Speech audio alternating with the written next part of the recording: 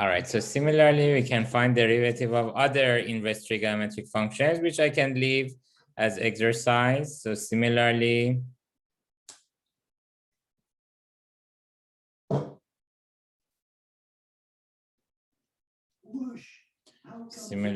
it can be shown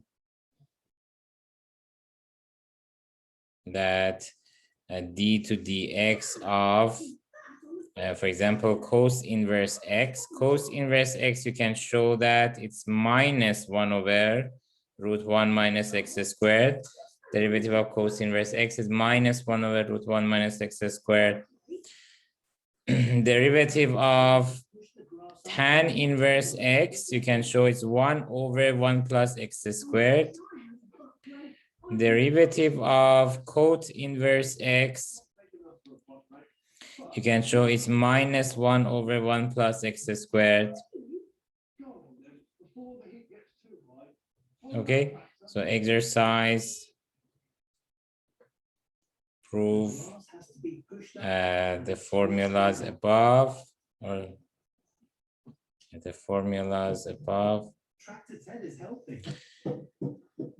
And so we can also combine any of these formulas with the chain rule to find, for example, derivative of sine inverse u, or cos inverse u, or tan inverse u, or cot inverse u.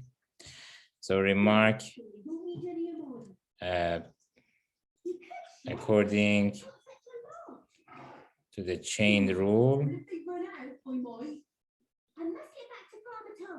what can we say? We can say, for example, d to dx of sine inverse u is equal to u prime over root 1 minus u squared. Again, I have to repeat the sentence that I've already repeated many times. Chain rule says derivative of a function of u is f prime of u times u prime. So the usual derivative times u prime. Usual derivative for sine inverse besides 1 over root 1 minus x squared. So here is 1 over root 1 minus u squared times u prime. Similarly, d to dx of cos inverse u is equal to minus u prime over root 1 minus u squared. And d to dx of tan inverse u is actually u prime over 1 plus u squared, and d to dx of cot inverse u is equal to minus u prime over 1 plus u squared. So let's look at an example. Let's say y equals a sine inverse x cubed plus 1. Find the domain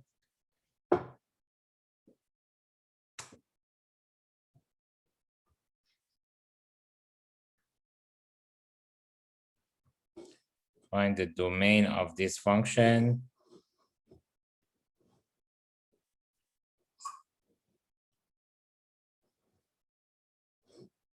and find y prime equals dy to dx. So for domain of the function, what do we need to have? Because we have a sine inverse function. So the input has to be between minus 1 to 1. The input is x cubed plus 1, which has to be between minus 1 to 1. So we put x cubed plus 1 between minus 1 to 1. And then we get x cubed if we add minus 1 to both sides. Then we get minus 2 between x cubed and 0.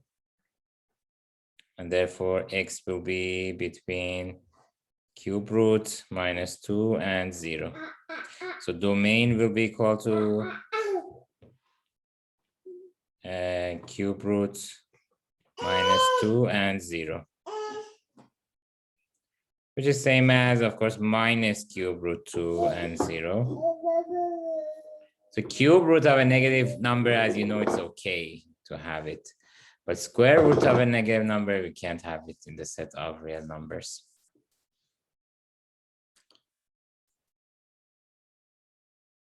Okay. So this is a domain. What about the derivative?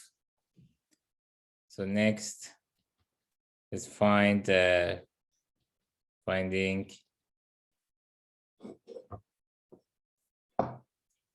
y prime equals dy to dx. So dy to dx, according to the rule that we said, sine inverse u is u prime over root 1 minus u squared. So my u here is x cubed plus 1. So x cubed plus 1 derivative divided by root 1 minus x cubed plus 1 squared. So then this is 3x squared divided by root 1 minus x cubed plus 1 squared. So you can leave it like this, or if you want, you can expand x cubed plus 1 squared. But you can also leave it like this. Okay. Okay, now let's look at the derivative of inverse functions in general. So we did the derivative of particular inverse functions. For example, logarithm function was inverse function for exponential, or inverse trig function was, of course, inverse of the corresponding trig function. But let's find the derivative of a formula for derivative of inverse function in general. Okay, so derivative of inverse functions. Derivative of inverse functions. So let's remind ourselves about the basic property of inverse functions. So recall that f is invertible if f is 1-to-1. And in this case, and the basic property is that f of f inverse of x is equal to x, and f inverse of f of x is also equal to x. So this one is true for every x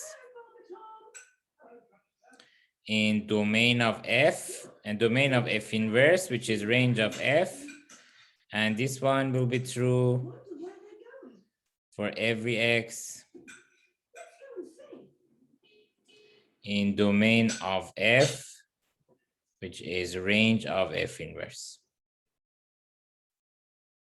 Okay, so basically, when you apply inverse function changes input with output, interchanges them. So f inverse of x, so for example, you start from x, you apply f, you get an output y.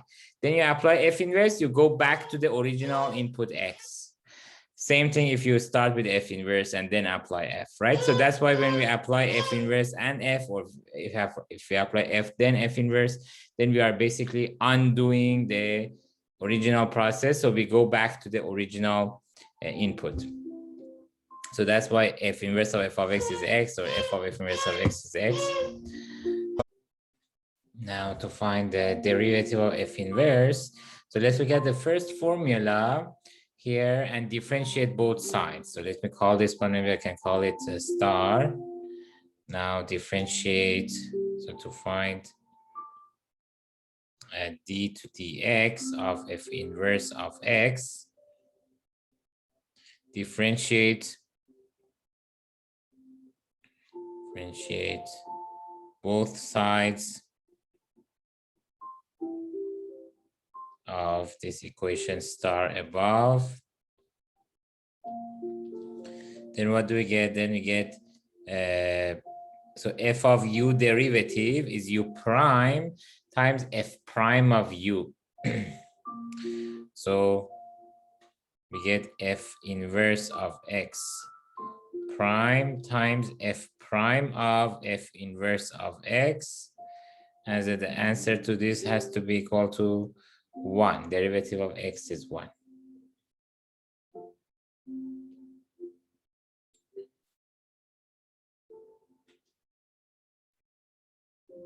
Okay, so this one we use the fact that f of u derivative is u prime times f prime of u. See, we are using this formula, which is chain rule, over and over.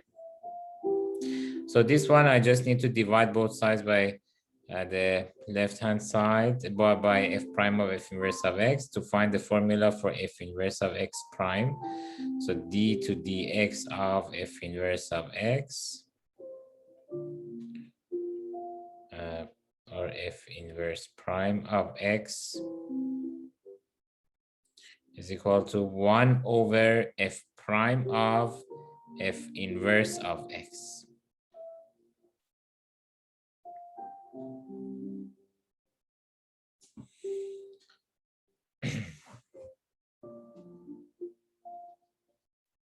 Okay, so f inverse prime of x is 1 over f prime of f inverse of x. So let's see how we can use this formula here. So let's look at an example. Let y equals f of x equals, let's say, x to power 5 plus x to power 3 plus 1. Show that f of x is invertible and find, let's say, f inverse of 3 and also f inverse of 41.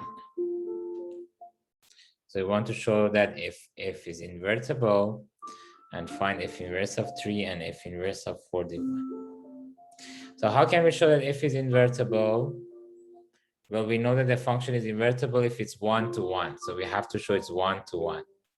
Now, if you remember in the very first lecture, I gave a review about this.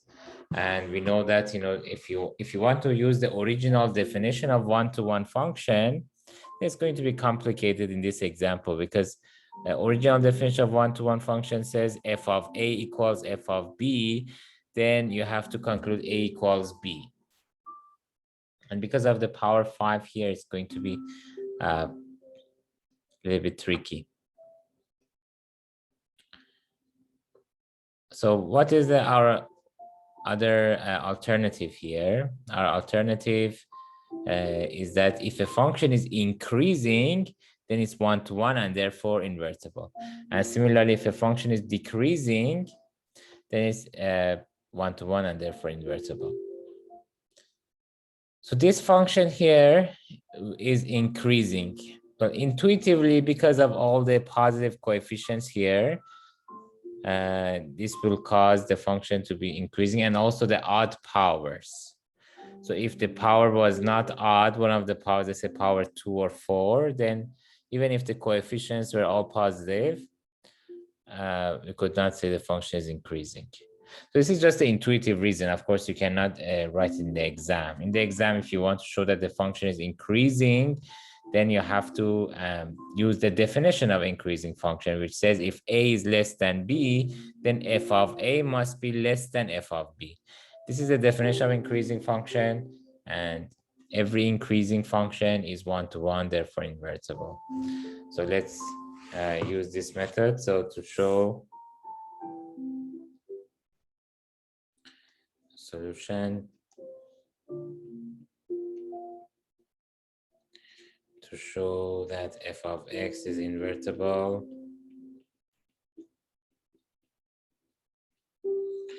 we will show that f of x is increasing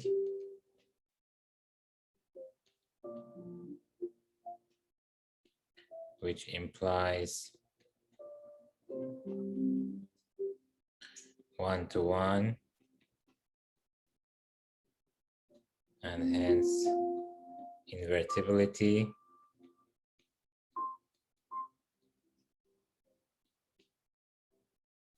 So for increasing function, we have to start with a less than b. So suppose that a is less than b,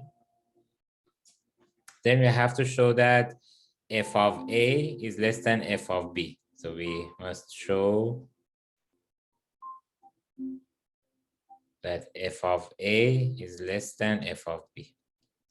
This is the definition of increasing function. So A is less than B. What is f of A? Well, f of x is x to power 5 plus x to power 3 plus 1. So f of A will be a to power 5 plus a to power 3 plus 1. So I have to basically generate a to power 5 term and a to power 3 term, right? And then 1 is not a big issue. We can just add 1 at the end. But I need to generate power 3 and 5, so which I can easily do that. So let's see.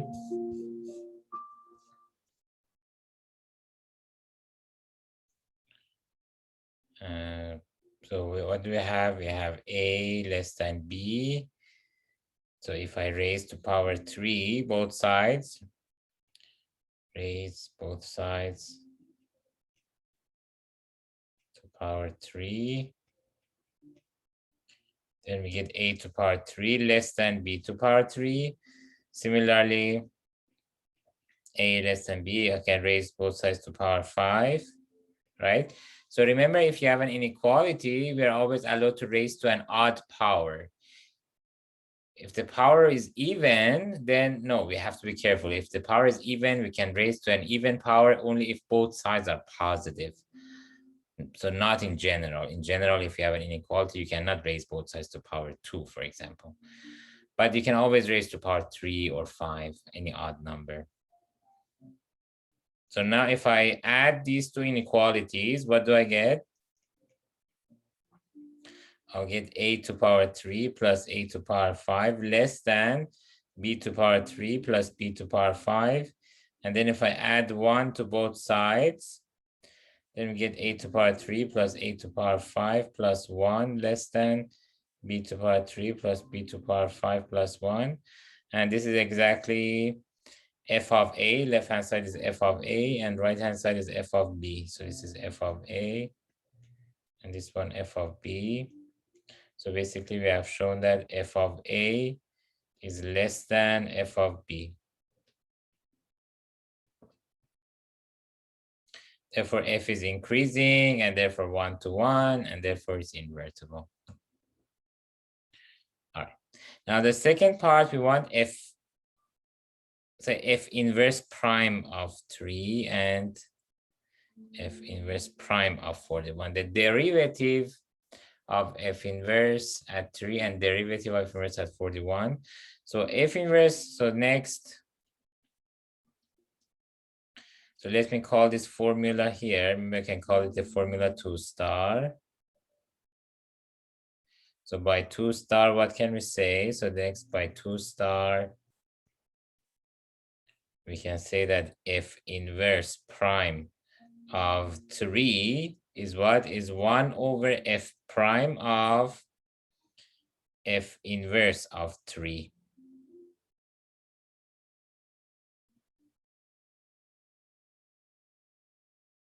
Right? I just wrote it, see f inverse prime of x is 1 over f prime of f inverse of x. So 1 over f prime of f inverse of 3. Now, how much is f inverse of 3? Well, here, see, because the equation is a power 5, it has power 5, we cannot find the formula for f inverse of y, because remember, well, of course, to find the formula for f inverse of y, one can try to find x in terms of y. But it's hard to do that because of the power 5 here, right? So we cannot find f inverse of y, but we don't want f inverse of y. We just want f inverse of 3. So why don't we try to guess what f inverse of 3 is? And so let's try to guess and see how it goes. And then if we can guess and we can guess the value of f inverse of 3, that would be great. So f inverse of 3 means the output, because input for f inverse is the output for f. So the output for f must be 3. So which input should I use in order to have the output 3? What do you guess? x equals 1. X equals 1, if you use x equals 1, then the output will be 3. So we can guess the value of f inverse of 3, because if you use x equals 1, then f of 1 will be 3. So if the f of 1 is 3, that means f inverse of 3 is 1. F inverse changes the input with the output. If for f1 is input, 3 is output, for f inverse 3 becomes input, 1 becomes output, and therefore f inverse prime of 3 will be equal to 1 over f prime of f inverse of 3, but f inverse of 3 is 1, so 1 over f prime of 1. So we just need to find f prime of 1, which is very easy task to do, and then we'll find 1 over f prime of 1. Okay, so what is the formula for f prime of x? Now f of x, what was it? X to power 5 plus x to power 3 plus 1. So that means f prime of x is equal to 5x to power 4 plus 3x squared. And therefore we can easily find f prime of 1. So that's going to be 5 plus 3, which is 8. And therefore f inverse prime of 3 is equal to 1 over f prime of 1, and f prime of 1 is 8. So 1 over 8. And similarly for the other part, what was it? F inverse prime of 41. F inverse prime of 41 is equal to 1 over f prime of f inverse of 41. And how much is it, f inverse of 41? Again, we can guess. So if x is equal to 2, f of 2 will be 2 to power 5 plus 2 to power 3 plus 1. That's 32 plus 8 plus 1, which is 41. And that means f inverse of 41 is 2. So we can say that f inverse prime of 41 is equal to 1 over f prime of 2. And what will be f prime of 2? So for f prime of x, you can see f of x was x to power 5 plus x to power 3 plus 1. We already calculated f prime of x. F prime of x was 5x to power 4 plus 3x squared. Prime of x equals 5x to power 4 plus 3x squared. So f prime of 2 will be 5 times 2 to power 4 plus 3 times 2 to power 2. That's 16 times 5, which is 80, plus 12, that's 92. And therefore, f inverse prime of 41 will be 1 over 92.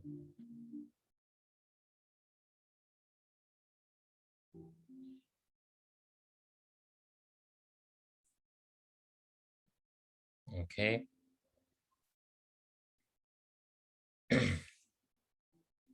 Well, this was about inverse derivative of inverse functions. Now let's move on to the next topic. Related rates.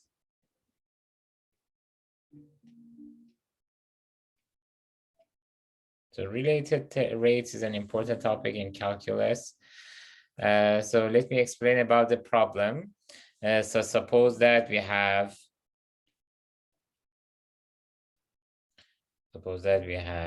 two variables, let's say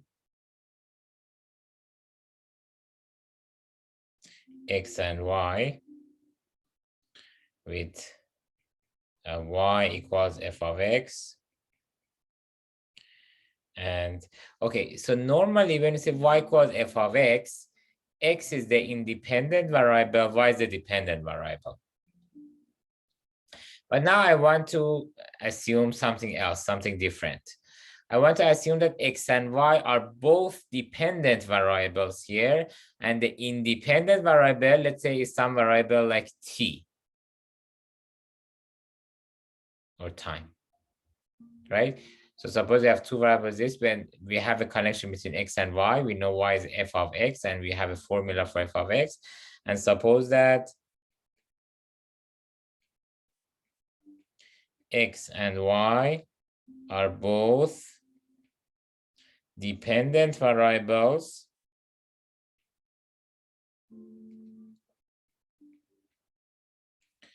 and the independent variable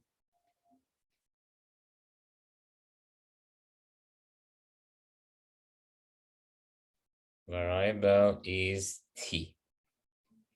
So basically we have x equals x of t and y equals y of t.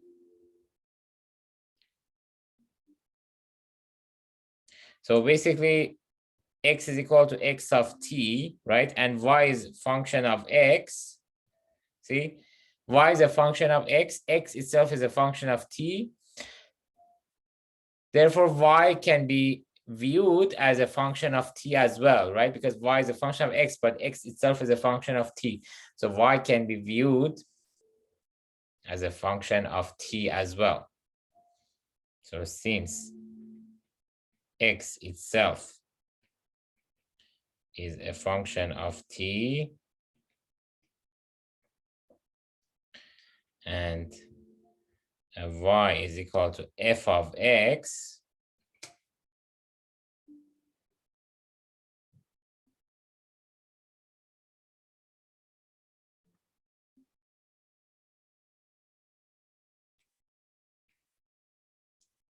and y equals f of x, is x itself is a function of t and y is equal to f of x, y can be viewed as a function of t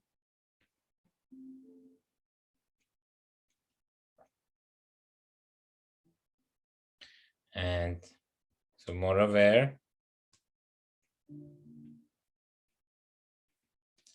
the rate of change of x respect to t will be related to the rate of change of rate of change of y respect to t via, so that's why we are calling this topic related rates, because we have a rate of change of x respect to t and y itself can be viewed as a function of t. So we can also talk about a rate of change of y respect to t. And these two rate of changes will be related to each other. What will be the relation and what will be the connection? So there you are, dy to dt, the rate of change of y respect to t. When we say rate of change, we mean derivative, right? Rate of change means derivative. So derivative of y respect to t, or the rate of change of y respect to t, can be written as by chain rule. We can write this one as dy to dx times dx to dt. And dy to dx means f prime of x, dx to dt means x prime. So y prime is equal to f prime of x times x prime. So the main difference with the previous sections is that previous sections we had y prime, but x prime was 1 because x was the independent variable, therefore derivative of x was 1. But here, x itself is a function of t. So t prime is 1 here because derivatives are respect to t. So t prime is 1, but it's not appeared here because we don't want to find t prime. We know that t prime is 1. Derivative of t respect to t is 1. But what quantities are we interested here? X prime, which is dx to dt, or rate of change of x respect to t, and y prime, which is dy to dt, or rate of change of y respect to t. So these two quantities, we are interested in them, and they will be related to each other. What will be the relation? This is the relation: y prime equals f prime of x times x prime. Okay, so the main difference, again, one more time, is that x prime is not 1 anymore. Up to this moment, x prime was always 1 because x was independent variable. But right now, t is the independent variable. Therefore, x prime, x itself is a function of time. Therefore, x prime is dx to dt, which does not have to be 1. Similarly, y is a function of t as well. So dy to dt does not have to be 1 either. So that's why the quantities y prime and x prime are appeared. None of them are necessarily 1. And what will be the relation between y prime and x prime? These two rates of changes. These two rates of changes will be related in the sense that y prime is equal to f prime of x times x prime. All right, so let's look at an example.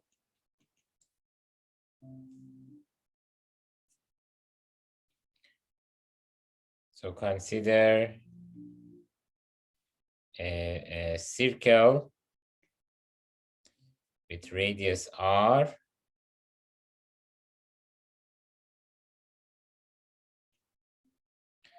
and suppose that the radius is increasing with the rate of, let's say, 1 centimeter per second. Find the rate of change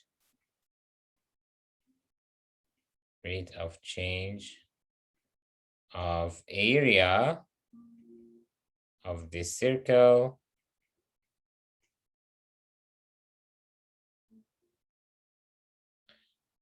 when the radius is 3 centimeters. Okay, we have area here. We are talking about, so we have two quantities here, area and radius. So area is a function of radius. What will be the function? So solution. We know that area, let's denote it with a, as a function of r is equal to pi r squared. So we have two quantities, area and radius. They are related through the function pi a equals pi r squared. Now, r and a, so r itself, the radius, is a function of time here because it's increasing respect to time. As time passes, the radius increases. So radius is a function of time. It's increasing as time passes. So r is a function of time and area is a function of r. So area becomes a function of time automatically. Therefore, it would make sense if we ask about the rate of change of area respect to t. Right? So here r is equal to f r of t, as r, the radius, is a function of time, with what will be the dr to dt. The rate of change of radius respect to t is 1 centimeter per second.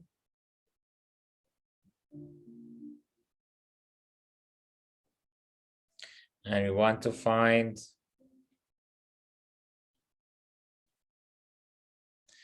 a dA to dt.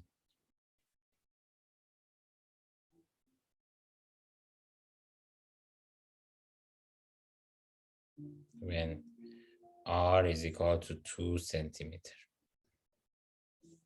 Rate of change means derivative. Rate of change of area when the radius is like 3 centimeter. 3 centimeter.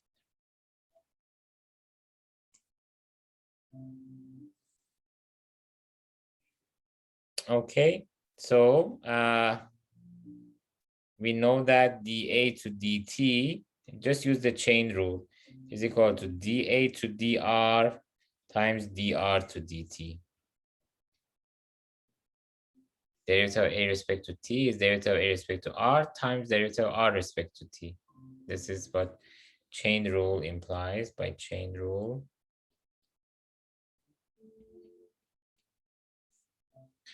So then we can say that dA to dt is equal to derivative of a respect to r. So a as a function of r is pi r squared. So derivative respect to r means if the r is your variable, what will be the derivative? Just 2 pi r. So 2 pi r times dr to dt. Now dr to dt is given. So dA to dt at r equals 3 will be 2 pi times 3 times dr to dt, which is 1.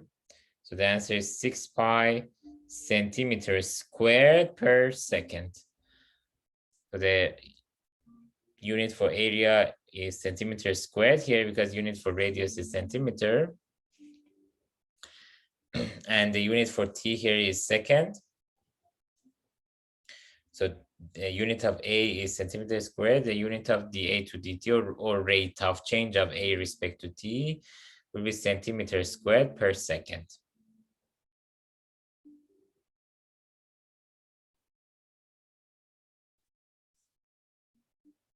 Okay, so let's look at the next example.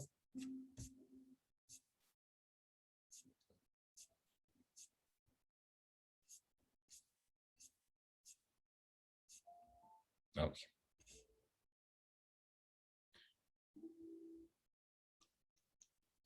Example, consider the equation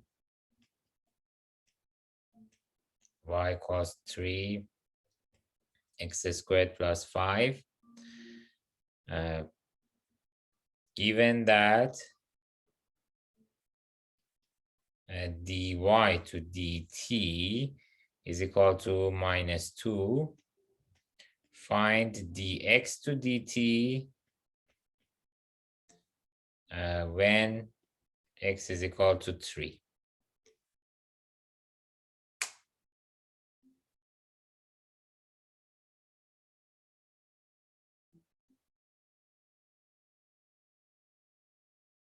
When x is equal to 3.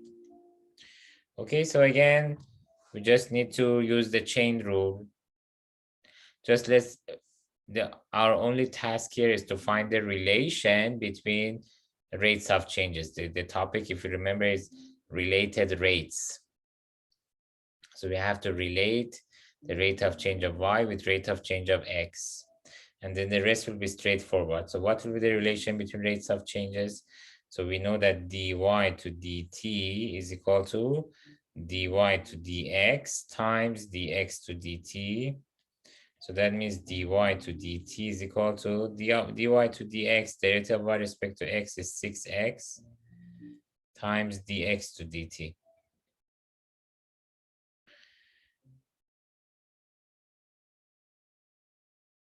So dy to dt at x equals 3 equals 6 times 3 times dx to dt at x equals 3. So this vertical line means what? Means at that point. dy to dt is given at minus 2, so it's always minus 2 equals 18 times dx to dt at x equals 3. And therefore dx to dt at x equals 3 will be minus 2 over 18.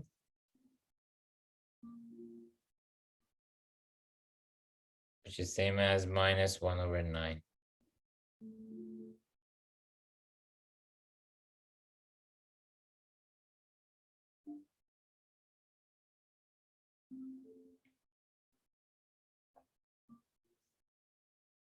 Okay, so dx to dt at x equals 3 is minus 1/9. Now let's look at the next example.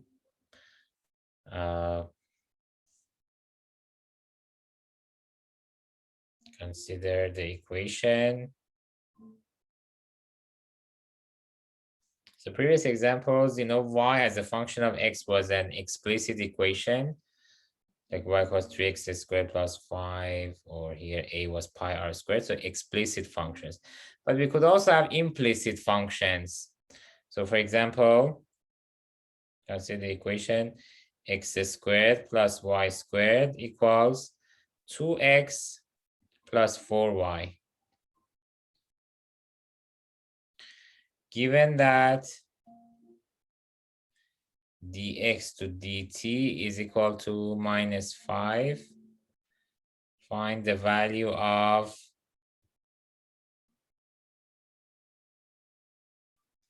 dy to dt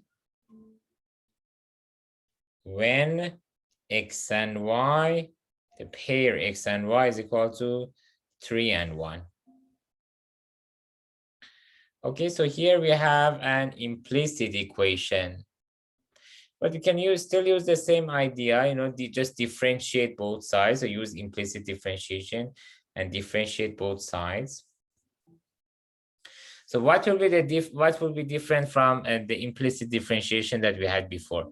Before, when we first talked about implicit differentiation, we assumed that x is the independent variable and y is dependent variable. That's why we said the terms containing y must be derivative of terms containing y is the usual derivative times y prime. So now that was what we had before, but derivative of terms containing x were just a usual derivative. But here in the topic of related rates, because x also is a function of time, the y still is a function of another variable, which is time here. X is now also a function of another variable, which is time. So in addition to the derivative of terms containing y, which you must multiply by y prime at the end, now you should also multiply derivative of terms containing x by x prime at the end.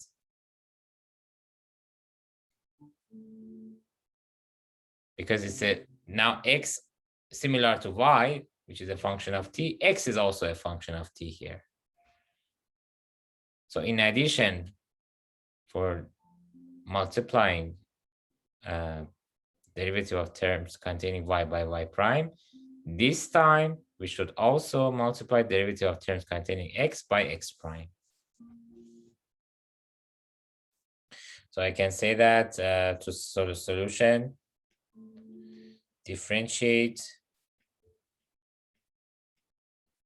both sides of the given equation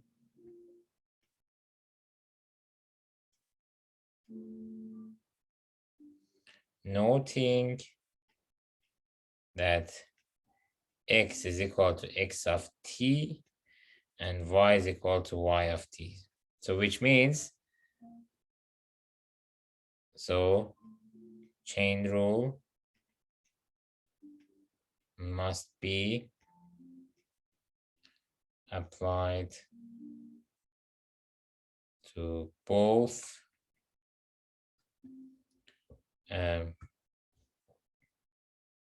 derivatives of terms containing x and y. So that's the only difference. Previously, we applied chain rule for derivative of terms containing y, but here we have to apply chain rule for derivative of terms containing x and y, meaning that they have to be multiplied by x prime and y prime respectively. All right. So let's do that. See what is the equation x squared plus y squared equals 2x plus 4y. So here we'll have x squared plus y squared derivative equals 2x plus 4y derivative. So that means d to dt. So x squared derivative is what? 2x x prime, right? So 2x x prime or dx to dt plus y squared derivative 2y y prime, 2y dy to dt. What about derivative of 2x? Normally we say just 2, right? But here we have to multiply our answer, whatever our answer is, we have to multiply it by x prime at the end for the terms containing x. And whatever our answer is for the terms containing y, we have to multiply them by y prime at the end. So derivative of 2x, yes, normally we would say 2, so usual derivative is 2, but then multiply it by x prime. So 2 times dx to dt. Plus derivative of 4y, normally we would say 4, but multiplied with dy to dt.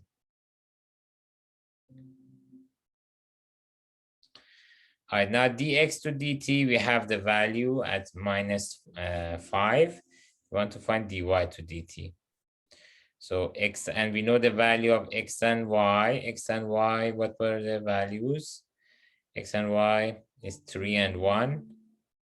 And dx to dt, as we said, is minus 5. So just replace the value. So 2 times x is 3 times dx to dt is minus 5. Plus 2 times y is 1. Dy to dt, we don't know. Equals 2 times dx to dt is minus 5. Plus 4 times dy to dt, we don't know.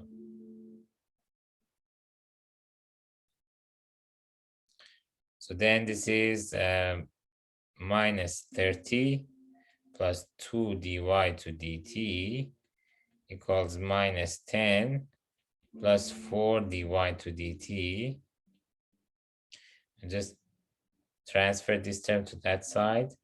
Then you get 2 dy to dt equals minus 20. And then dy to dt will be equal to minus 10.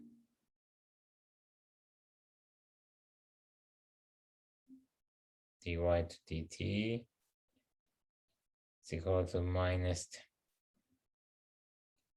At basically the point that was given x and y, 3 and 1. So please note that the value of dx to dt and dy to dt, of course, depend on the value of x and y themselves.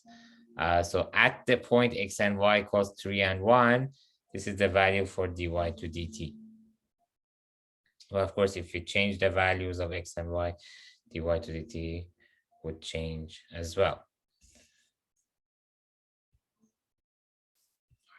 All right, let's look at the next example. A 3-meter ladder is leaning against the wall.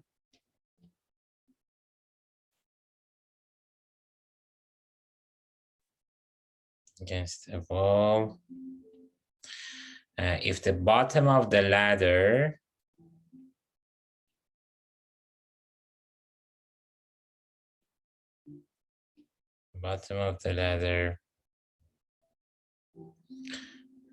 is pulled along the ground,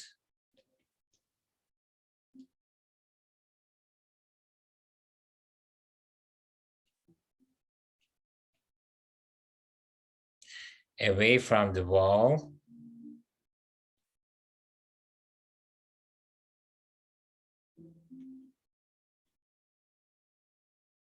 at a constant rate of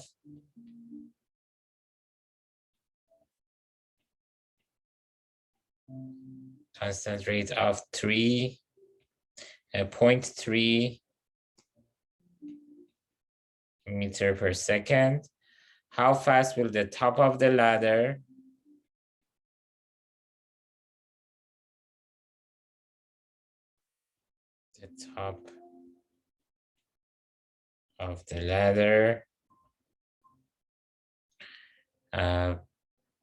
be moving down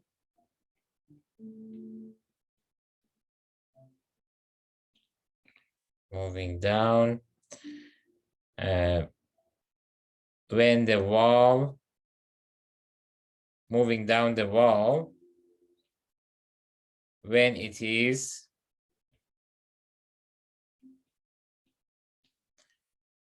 uh, 1 meter above the ground.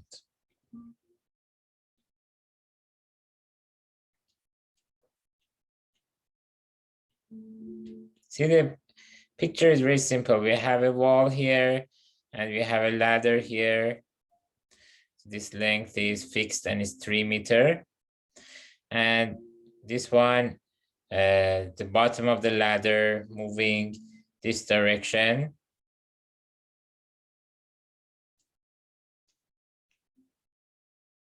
So this, of course, causes the top of the ladder slide down. And we know the rate of change of bottom. We want to find the rate of change of top of the ladder, how fast it is sliding down. Okay, so basically, so if I call this component X, and let's call this component Y. So what do we know? We know that dx to dt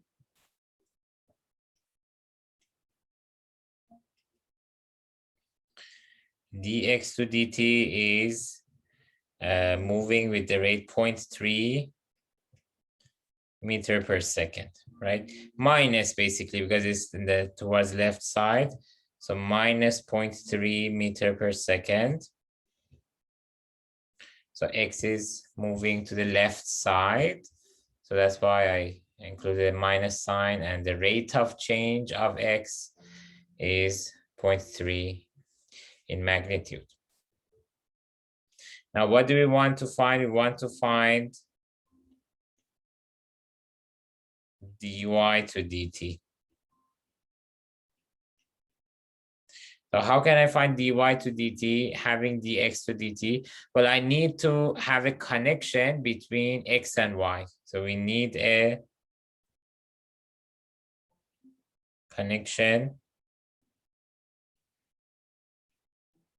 between x and y. And then we can differentiate.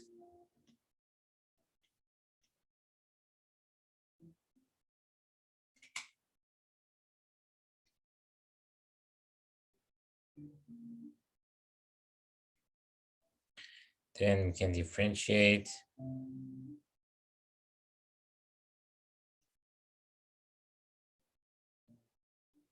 So that's the only difference with the previous problems. Previous problem, the relation between x and y was given. For example, we knew that y is 2x squared plus 1. Or we knew that x squared plus y squared equals, I don't know, 2x plus 3y. The relation between x and y was given, and our only task was to differentiate both sides and apply the chain rule. That's all for x and y, both of them. But here the relation between x and y is not given. So there is one step extra compared to the previous problems. First, we need to find the relation between x and y ourselves. And then the rest is similar to previous problems. We just need to differentiate both sides to find the connection between dx to dt and dy to dt. And what is the relation between x and y here? It's very simple. I just need to use Pythagoras theorem, right? So by Pythagoras theorem,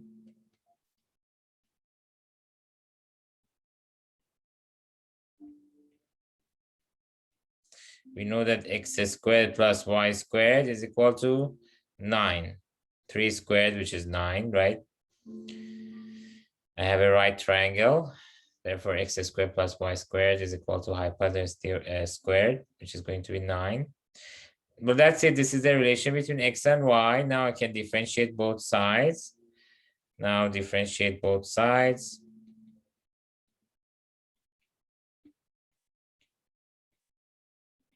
What do we get? X squared plus y squared derivative equals 9 derivative. Now x squared derivative, so we said that that's the difference between this topic and the implicit differentiation. In implicit differentiation, only for terms containing y, we apply chain rule and multiply them with y prime. But this point, the topic of related rates, still for the term containing y, we have to multiply them with y prime for their derivatives. But also here for the terms containing x, we also need to multiply the usual derivative by x prime to find their derivatives. So derivative of x squared will be 2x times x prime. Why again? Because x is not independent variable here. X itself is a function of time. X itself is a function. So derivative of x squared is not just 2x like derivative of u squared, right? Derivative of u squared, we knew from before that it's not just 2u, it's 2u times u prime. Similarly here, derivative of x squared is not just 2x, it's 2x times x prime. So 2x times x prime, or we can say dx to dt, plus 2y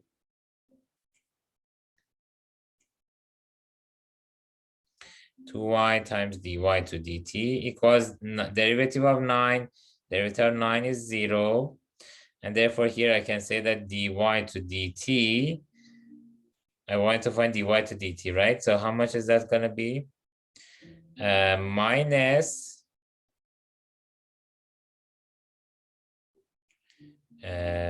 just take this one to the other side, minus x over y dx to dt.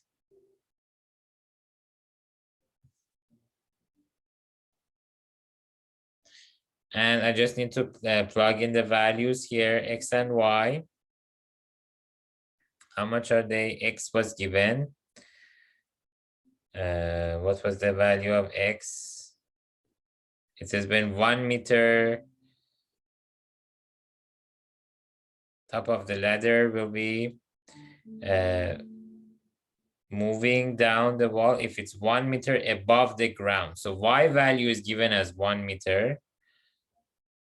So given y is 1 and x value is not given, but I can easily find it because I know that x squared plus y squared is equal to 9 and y is 1. So x squared plus 1 is equal to 9. So x squared equals 8. X equals plus minus root 8. So which one should I accept? Because x is to the left side of the origin. If I consider this point as my origin, so x is to the left side, so I have to choose the minus sign. So then x is negative, so I can say x is minus root 8.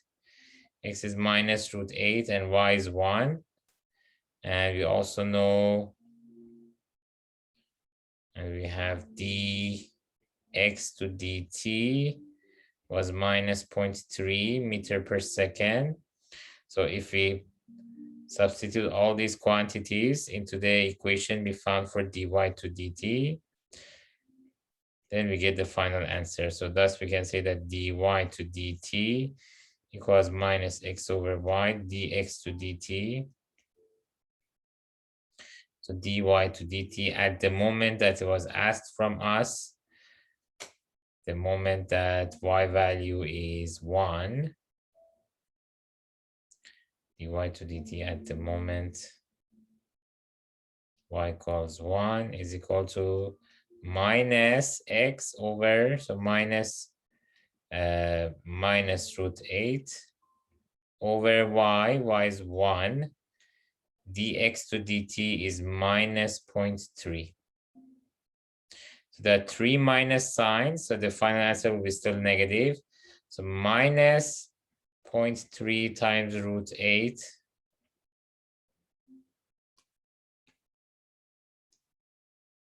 minus 0.3 times root 8 meter per second.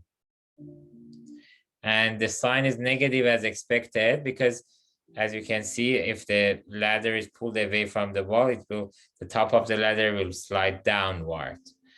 So downward means the rate of change of y must be negative.